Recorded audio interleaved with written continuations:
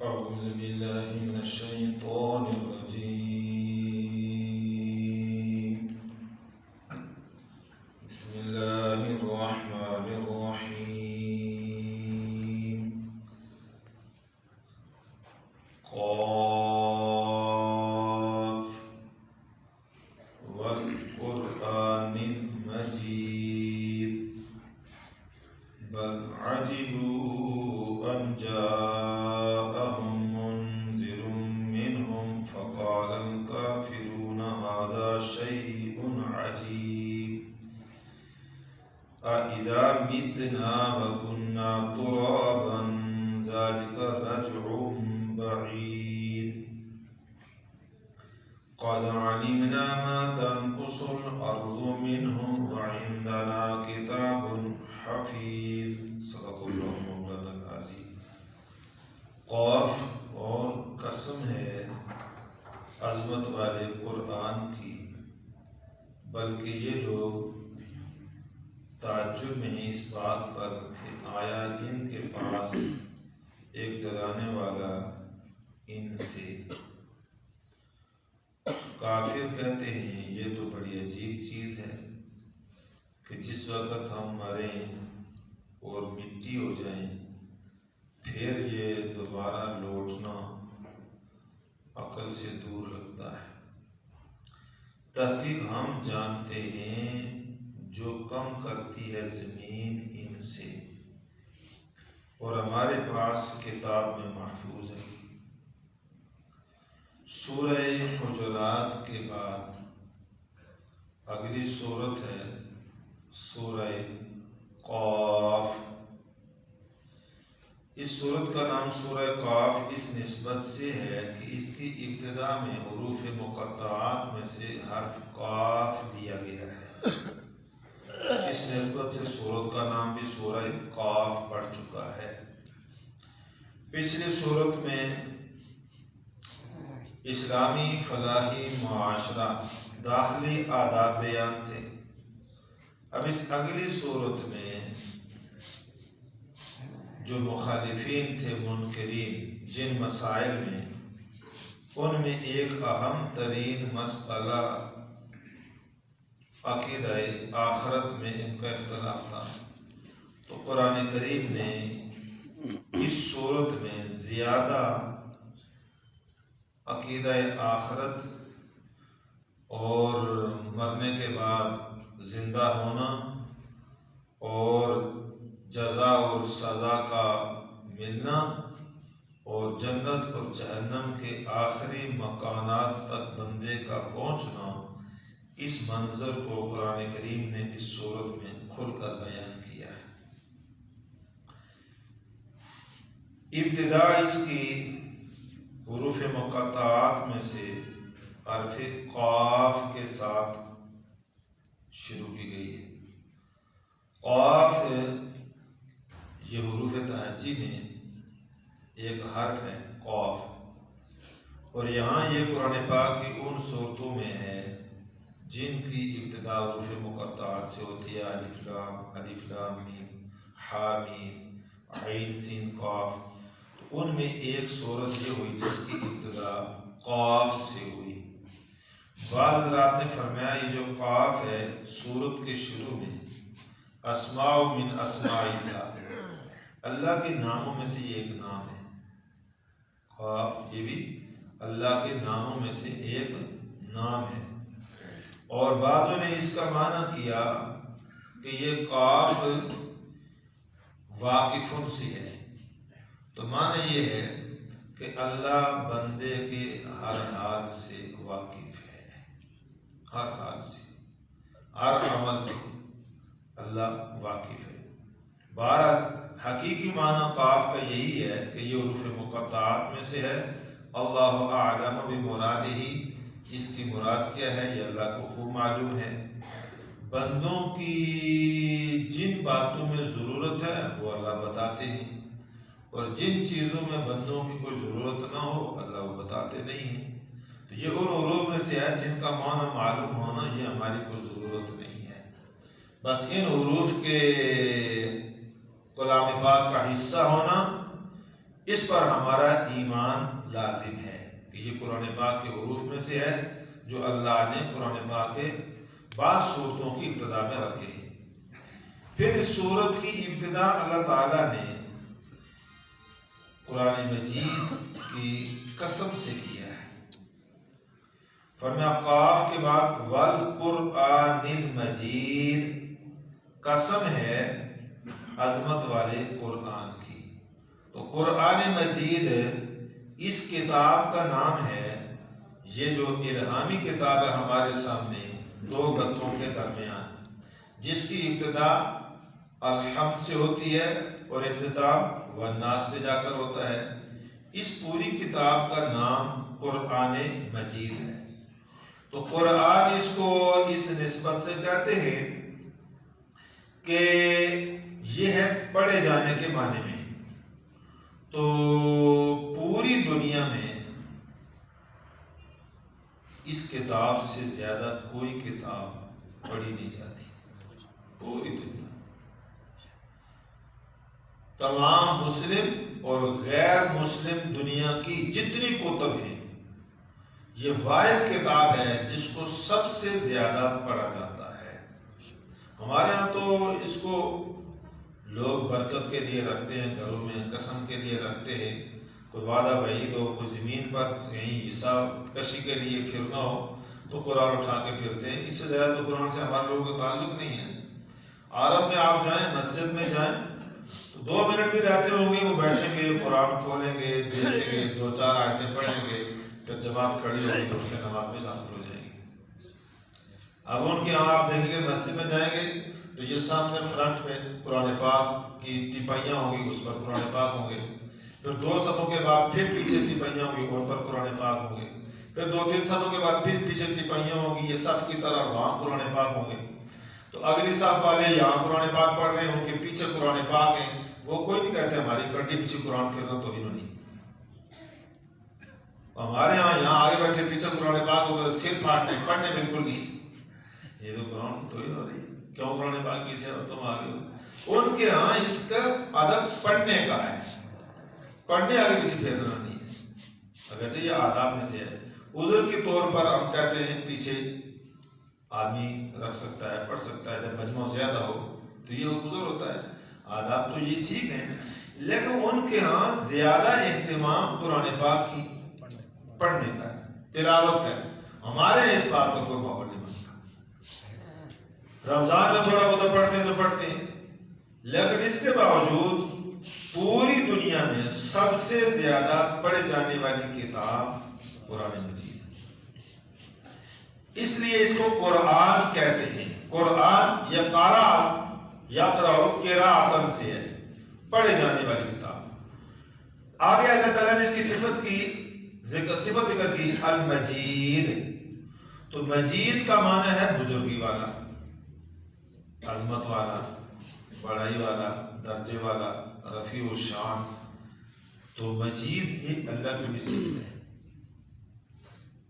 مجید اللہ کی بھی صفت ہے۔ آپ درود پاک پڑھتے ہیں اور آخر میں کیا کہتے ہیں؟ انکا حمید مجید۔ یہ اللہ کی صفت ہے، حمید بھی اور مجید بھی۔ اور یہاں قرآن پاک کی بھی صفت ہے مجید۔ تو مجید کا معنی ہو گیا بزرگی، عظمت والی۔ جیسے اللہ کی شان عظمت والی ہے، ایسے اللہ کا کلام ہے قرآن مجید، یہ بھی عظمت والا ہے۔ حدیث پاک میں آتا ہے تبرک بالقرآن، لوگوں قرآن پاک سے برکت حاصل کرو۔ تو اس برکت سے مراد اس کا پڑھنا ہے، اس پر عمل کرنا ہے۔ تو فرمایا تبرک بالقرآن، قرآن پاک سے برکت حاصل کرو۔ فإنہ کلام اللہ، یہ اللہ کا کلام ہے، یہ کسی بندے کا کلام نہیں۔ تو یہ بات ہمارے دل میں عظمت کے اعتبار سے آ جائے، یہ جو ہے یہ قرآن پاک یہ اللہ کا کلام ہے۔ بعض اللہ والوں کے مطابق آتا ہے تو قرآن پاک کھول کر سامنے بیٹھتے تھے تو رونا شروع ہو جاتے تھے، کہتے تھے یہ اللہ کا کلام ہے۔ اور ہم گناہ گاروں کی زبان پہ اللہ کی قرآن کی عظمت والی کتاب کی تلاوت جاری ہو، یہ اللہ کا بڑا احسان ہے۔ ورنہ ہماری زبانیں اس قابل کہاں ہیں کہ اللہ کا قرآن ہماری زبان پہ چلے؟ یہ تو بہت عظمت والا، یوں سمجھو جیسے دنیا میں مادی اعتبار سے ہیرے اور جواہرات بہت قیمتی ہوتے ہیں، تو وہ غریب کی جیب میں کہاں آ سکتا ہے؟ آ سکتا ہے؟ وہ تو بادشاہوں کے پاس ہے، جہاں دولت ہے، جہاں مال ہے، جہاں خزانے ہیں، تو وہ غریب کی جیب میں کہاں آ سکتا ہے؟ تو کسی غریب کی جیب میں وہ ہیرا آ جائے تو غریب کتنا خوش ہوگا کہ یہ مفت میں میری جیب میں ہیرا آ گیا، کتنا خوش ہوگا؟ تو ارے اللہ کے بندے، تیری زبان پہ اللہ کا قرآن جاری ہو، کتنا خوش قسمت ہے۔ یہ تو بندے کو اللہ نے عزت دی ہے کہ تیری اس زبان پر، جو گناہوں والی زبان، جو جھوٹ بولنے والی زبان، غیبت کرنے والی زبان، اللہ کی نافرمانیاں کرنے والی زبان، ایسی سرکش زبان جو انسان کو جہنم کے اندر سر کے بل ڈالنے والی، پھر بھی اللہ کا پاک کلام اس کی زبان پر تلاوت کے طور پہ جاری ہو جائے، یہ تو اللہ کا احسان ہے۔ تو قرآن مجید یہ عظمت والی کتاب ہے، بزرگی والی کتاب ہے۔ جو اس قرآن سے جڑے گا اللہ اس کو بھی عزتیں اور عظمتیں عطا فرمائے گا۔ تفاسیر میں واقعہ لکھا ہے، حضرت عمر خطاب رضی اللہ تعالی عنہ مکہ میں گئے تو انہوں نے گورنر بنایا ہوا تھا جین صاحب کو مکہ میں، تو وہ مکہ سے کافی باہر استقبال کے لیے آگے تو حضرت عمر رضی اللہ تعالیٰ عنہ نے پوچھا کہ تو یہاں آگے ہو تو مکہ میں اپنی جگہ ذمہ داری کس کو دی ہے؟ تو انہوں نے فرمایا ہمارے غلام ہے، اس کو میں نے یہ ذمہ داری دی ہے، ہمارا ایک غلام ہے، اس کو میں نے یہ ذمہ داری دی ہے۔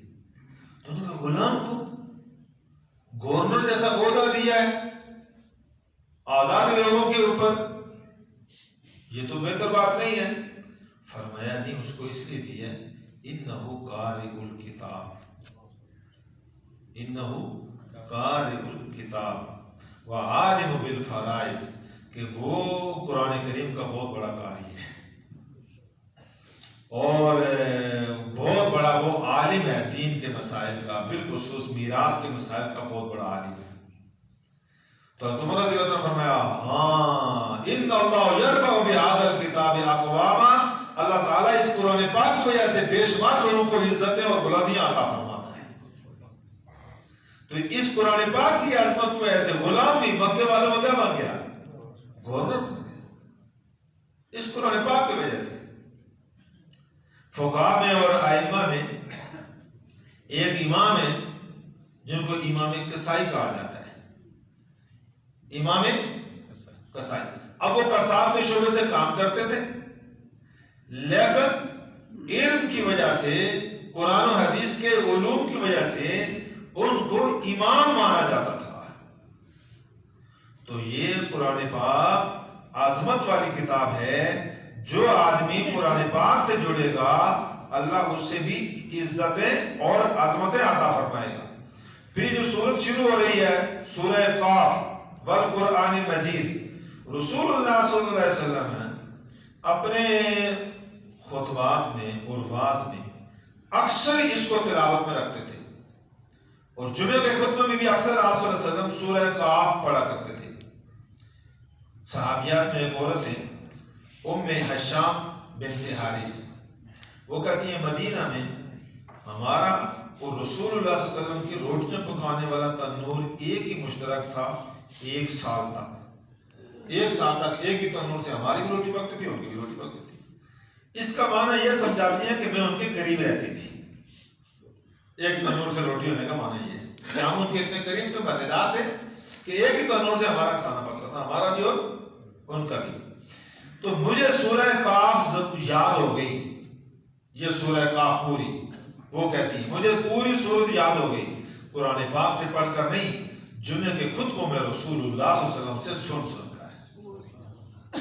حضور جمعہ کے خطبے میں کثرت سے پڑھتے تھے کہ مجھے سن کر یہ قرآن پاک کی یہ سورت قاف والقرآن مجید ساری کیا ہو گئی، زبانی یاد ہو گئی۔ آپ سے بھی کس قدر تھے ان لوگوں کے، جو بات سنتے تھے ان کو زبانی یاد ہو جاتی تھی۔ ہمیں ایک مسئلہ 100 دفعہ بیان ہوتا ہے پھر بھول جاتے ہیں، اور بسا اوقات تو یہ ہوتا ہے کہ ہم خود کو مسئلہ بیان کرتے ہیں پھر ہمیں یاد نہیں ہوتا۔ تو کبھی کوئی نمازی کوئی ساتھی آ کر کہتا ہے یہ مسئلہ ہم نے آپ سے سنا تھا، تو میں نے کہا اچھا ٹھیک ہے، اب مجھے تو یاد نہیں ہے۔ تو یہ ایسا ہے کہ ان لوگوں کے حافظے اللہ نے اتنے مضبوط بنائے کہ کئی گھنٹوں کا کلام سنا اور اللہ نے زبان یاد کروا دیا۔ تو نبی پاک صلی اللہ علیہ وسلم کی ہاں بھی اس صورت کو تلاوت میں اور جمعے کے واعظ میں اور جمعے اور عید کے خطبوں میں اس کو تلاوت کے طور پہ رکھا جاتا تھا، اس کی عظمت کی وجہ سے۔ اس صورت میں جو مسئلہ بیان ہوا اہم ترین وہ مسئلہ ہے موت کے بعد دوبارہ زندہ ہونے کا، موت کے بعد دوبارہ زندہ ہونے کا۔ اور مکہ مکرمہ میں ایک بڑا طبقہ آپ صلی اللہ علیہ وسلم کے مخالفین میں اس عقیدے کے اوپر تھا کہ یہ جو تم کہتے ہو کہ مرنے کے بعد آدمی دوبارہ زندہ ہوگا، یہ بات بڑی عجیب ہے۔ قرآن کریم نے یہاں اس بات کو ذکر کیا، فرمایا بل عجیبو، یہ کافر حیران ہیں، تعجب میں ہیں، پہلے اس بات پر کہ ان جاءہم منذر منہم، کہ ان کے اندر بھی ایک منذر آ گیا۔ منذر کہتے ہیں نذیر کو، نذیر کا معنی ہے ڈرانے والا، اور یہ صفت ہے اللہ کے رسول کی۔ ہر اللہ کا رسول اس کی دو صفتیں بڑی غالب ہیں، ایک بشیر اور ایک نذیر۔ ایمان والوں کو، اعمال صالحہ اختیار کرنے والوں کو آخرت کی بشارتیں سنانا کہ تمہیں جنت ملے گی، یہ ملے گا، یہ بشیر ہے۔ اور مخالفین کو، نہ ماننے والوں کو اللہ کے عذاب سے ڈرانا اور آخرت کی پکڑ سے ڈرانا، یہ نذیر ہے۔ تو یہود کے اندر تو انبیاء چلے آ رہے تھے، نصارہ کے اندر انبیاء چلے آ رہے تھے، شام میں رسولوں کا تذکرہ تھا، اور جہاں وہ عراق میں رسولوں کا تذکرہ تھا، مصر میں رسولوں کا تذکرہ تھا، لیکن جو مکے والے تھے، حضرت اسماعیل کے بعد ان میں کوئی رسول نہیں آیا تھا۔ تو اب ان کے اندر بھی ایک آدمی پیدا ہو گیا جو کہتا میں اللہ کا رسول ہوں، تو یہ کہتے تھے بڑی عجیب بات ہے کہ ہمارے اندر بھی ایک منذر پیدا ہو گیا۔ بل عجیبو، تعجب کرتے اس بات پر، ان جاءہم، کہ آ گیا ہے ان کے پاس، منذر منہم، ایک ڈرانے والا انہی میں سے۔ فرمایا فقال الکافرون، کافر کہتے ہیں اس کی باتوں میں یہ بات بڑی عجیب ہے، ھذا شیء عجیب، یہ بات بڑی عجیب ہے۔ کیا؟ فرمایا اذا متنا، جس وقت ہم مریں گے اور مرنے کے بعد قبر میں پڑ جائیں تو کننا ترابا، پھر آہستہ آہستہ جسم گل سڑ کر کیا ہو جائیں گے؟ مٹی ہو جائیں گے۔ تو پھر محمد صلی اللہ علیہ وسلم کہتے ہیں کہ ایک وقت آئے گا کہ یہ جسم دوبارہ بن کر تیار ہو کر اس کے اندر روح داخل ہوگی اور زندہ ہو کر اٹھے گا قیامت کے دن۔ ذالک رجع بعید، جسم کا مٹی ہو جانا، اس کے بعد دوبارہ بننا اور زندہ ہو کر لوٹنا، بعید، یہ بہت دور کی بات ہے، نہ عقل میں سمجھ آنے والی ہے، نہ کوئی آج تک ایسا پرانا زندہ ہوا ہے۔ یہ کیسے ممکن ہے کہ ایک آدمی مٹی میں مل جائے اور دوبارہ زندہ ہو جائے؟ جب انسان مرتا ہے عمومی طور پر 2 دن دفن نہ کرو تو یہ یہیں سمجھ چھوڑ دیتا ہے، الا ماشاء اللہ، ایسے بھی اللہ کے نیک بندے ہیں، قبر میں ابھی پہنچے نہیں، قبر سے پہلے خوشبو آنا شروع ہو گئی۔ ایسے بھی ہمارے حضرت شیخ موسیٰ رحمہ اللہ، یہ جامعہ اشرفیہ لاہور میں استاد حدیث تھے، بہت بڑے عالم گزرے اس زمانے کے، بہت بڑے عالم گزرے۔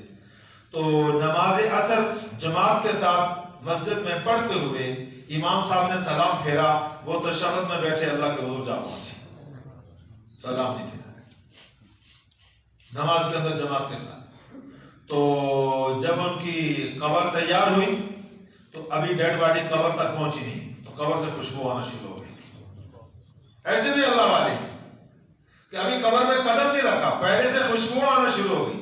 اور ایسے بھی ہمارے سامنے واقعات ہیں کہ 2 دن لیٹ ہو جائے جسم دفن کرنے میں تو ڈیڈ باڈی پھول جاتی ہے، اور ٹائم اگر 4 بجے تک کہتے ہیں تو 1 بجے دفن کرو، جی حالات خراب ہیں، جلدی جلدی دفن کرو۔ آنے والوں سے جا کو معذرت کرتے ہیں کہ ہمارا مسئلہ بن گیا تھا، 2-4 دن فالتو ہو جائیں تو بدبو آنا شروع ہو جاتی ہے۔ تو عمومی تو جسم گلتے ہیں، سڑتے ہیں، مٹی کے اندر مٹی ہو جاتے ہیں، پھر طویل عرصے کے بعد وہاں تو نام و نشان بھی نہیں ملتا۔ ایسی صورتحال میں دوبارہ بندہ زندہ ہوگا، پیدا ہوگا، یہ عقل سے دور ہے۔ مشرکین مکہ اس بات کا انکار کرتے تھے۔ اللہ تعالیٰ نے اس کا جواب دیا، قد علمنا ما تنقص الارض منهم، تم تو کہتے ہو نا مٹی نے اس کو کھا لیا، اور یہ کیسے پیدا ہوگا؟ ہم تمہیں بتاتے ہیں کہ جب جسم مٹی میں جاتا ہے تو ایک ہی دن میں مٹی سارا تو نہیں کھاتی، کئی سال لگتے ہیں۔ تو جسم کا جو حصہ مٹی کھاتی ہے وہ بھی ہمارے علم میں ہے، اور جتنا باقی جسم بچا ہوا ہے وہ بھی ہمارے علم میں ہے۔ اور ایک روایت میں آتا ہے کہ انسان کے جسم کو مٹی سارا جسم کھا جاتی ہے، لیکن ایک ہڈی ہے جس کو آپ ریڑھ کی ہڈی کہتے ہیں، عجب الضم، یہ باقی رہتی ہے، اس کو وہ نہیں کھاتی۔ اور اللہ جل شانہ قدرت سے قیامت کے دن اس عجب الضم کے ساتھ ساری اس کی مٹی کو واپس جمع کر کے جسم کی صورت عطا کر کے اللہ پھر انسان کو بنا کر کھڑا کرتے ہیں۔ فرمایا قد علمنا ما تنقص الارض منهم، ہمیں تو یہ بھی معلوم ہے کہ زمین کتنا کام کر رہی ہے اس کی باڈی سے، ایک انگلی کام ہوئی، آدھی انگلی کام ہوئی، ایک بازو ختم ہوا، پاؤں کا ایک حصہ ختم ہوا، گوشت کتنا کھایا گیا، پیٹ کتنا کھایا گیا، سر کی ہڈی کتنی بوسیدہ ہوئی، کمر کی ہڈی کتنی بوسیدہ ہوئی، کتنی پیچھے باقی ہے، سارا ہمیں معلوم ہے۔ ایک تو یہ ہے۔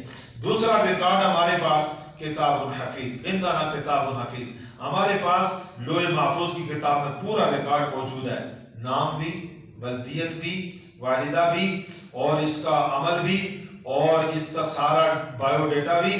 آج کل آپ بھی ایک وہ ٹیسٹ ہے، کیا کہتے ہیں اس کو، جس سے معلوم کرتے ہیں کہ یہ فلاں کا ہے، فلاں کا، فلاں کا ڈی این اے۔